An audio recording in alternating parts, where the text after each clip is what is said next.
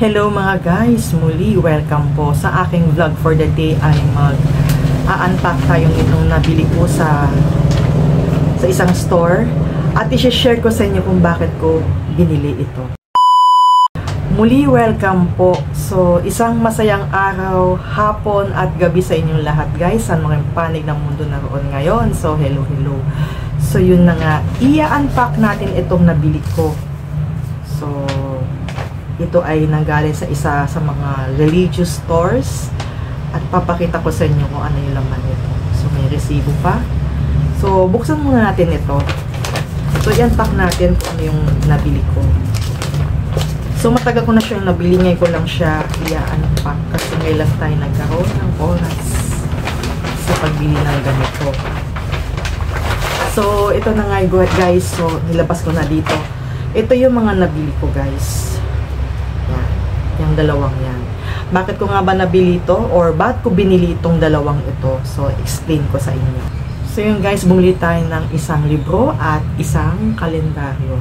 Itong libro ay nagkakahalaga ng 275 pesos at ito ay 120. Unahin muna itong kalendaryo. Bakit ko ba binili itong kalendaryo? Kasi, may ginagawa si Choco Pam na kung saan kailangan mag-guide tayo sa buong taon na sa ganun ay hindi tayo mawala sa ating mga pinagkagawa na aktibidades. So, importanteng mag-guide tayo kasi especially kapag marami tayong ginagalawan, minsan nakakaligtaan na natin yung ating ginagawa sa buhay. So, mahalaga ito kasi ayan, ito ay desk calendar. So, 2025 bumili na tayo nito. So, makikita ninyo sa loob. Ayan. Pwede nyo siyang markahan. Pwede nyo siyang sulatan ng kapiraso kung ano yung gagawin ninyo. Doon pwede naman sa cellphone gawin ito. Kaya lang ito kasi, mas maganda nakikita ko siya dun sa aking lamesa na sa ganun ay makikita ko na, ay, ito na pala yung ano ngayon, yung date ngayon. Kesa magbubukas pa tayo ng cellphone. So, isang tinginan lang, isang sulyap. So, ayan siya. So, kaya tayo bumili ng ganito. So, ito naman, kaya tayo bumili ng ito. Ang tawag dito ay ordo. So, tayo po ay isang, so, alam naman ninyo na tayo ay nagsiserve sa simbahan bilang lector, commentator. So, bakit ko binili itong 1 year ordo 2025?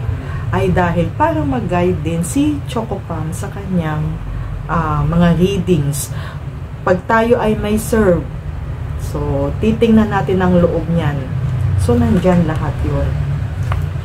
Gina-guide tayo sa kung ano man yung mga pagbasa sa araw. So, yan. 365 days yan. At nalalaman mo din dito kung anong okasyon, kung ano yung mga dapat gawin, kung may mga halimbawa special occasions o special feast. So yan, halimbawa Good Friday, nandito rin yun. Gina-guide ka kung ano yung mga mangyayari. So yan, lahat ng Catholic Church ay uniform. May ganito sila para mag-guide.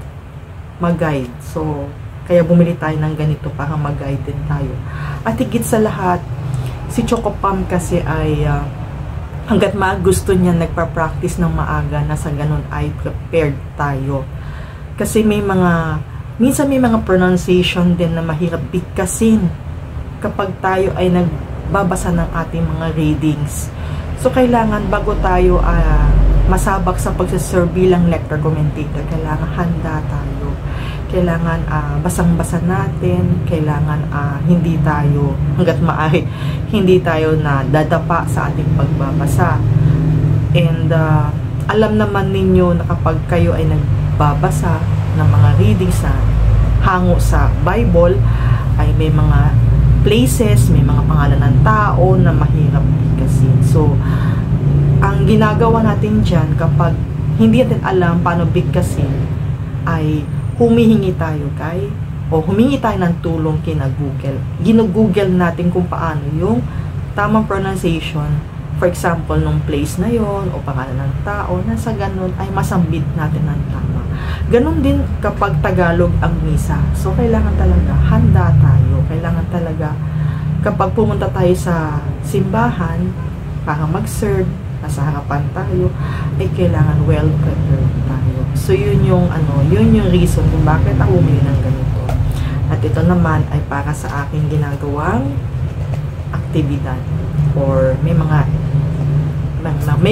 tayo, may mga sidelines. So, yan, may mga at least isang sulyap lang makikita mo na yung date ko, yung date ng halimbawa ngayon, o kinabukasan, o 3 days from now, or 1, alam mo yun, para at least well guided ka, hindi ka nawawala, kasi may mga ginagawa rin tayong mga report. So yun ang aking vlog for the day. So thank you for watching, at doon sa lahat ng mga first timers, please don't forget to subscribe and pakiclick na rin ang notification bell at yung like button, at pwede kayo mag-iwan ng inyong comments sa comment section below. So muli, maraming salamat po. Always stay safe and God bless. Hanggang sa muli na pagkikita, kita-kits tayo.